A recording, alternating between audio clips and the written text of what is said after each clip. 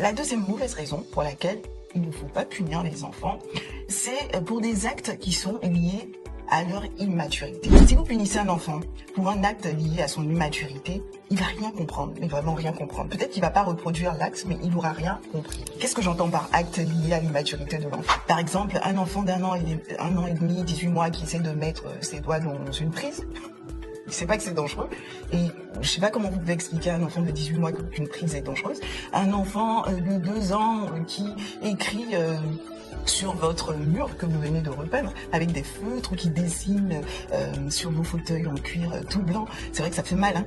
Mais s'il y a quelqu'un à punir, c'est bien vous. Vous auriez dû ranger les feutres hors de sa portée, parce qu'à cet âge, c'est de l'art, quoi. C'est pas un geste mauvais et méchant qui vise à blesser le parent.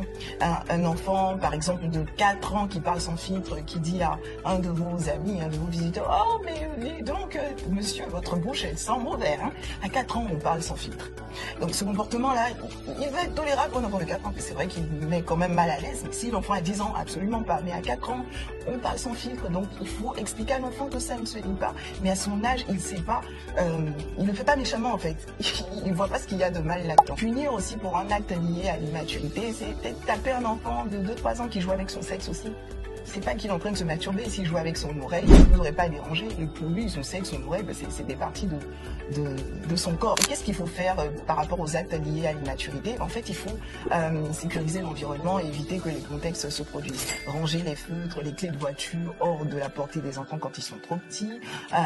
Qu'est-ce qu'il faut faire? Il faut protéger les prises pour les enfants pour ne pas qu'ils aillent mettre les doigts là-dedans. Essayer de créer un environnement qui empêche l'enfant de faire la gaffe. Il y a d'autres actes qui sont liés à l'immaturité de l'enfant qu'il faut tout simplement ignorer. Je prends le cas d'un enfant de 2-3 ans qui laisse couler sa bave, et puis qui est là, qui s'amuse, lui ça vous dégoûte. Et puis quand vous dites arrête, il se met à rigoler, il refait. Plus vous allez dire arrête, plus ça va l'amuser. La réaction la plus adaptée, en fait, c'est de l'ignorer dans certains cas. Parce que quand il n'y a plus de spectateurs, le spectacle s'arrête. Il faut savoir que à 2 ans aussi, l'enfant, en fait, il est dans une phase d'opposition qui fait qu'il peut dire non, il peut se rebeller à tout. Et c'est vraiment, ça fait partie de son processus de développement. Donc, il ne faut pas forcément interpréter ces actes-là comme de la défiance de votre autorité.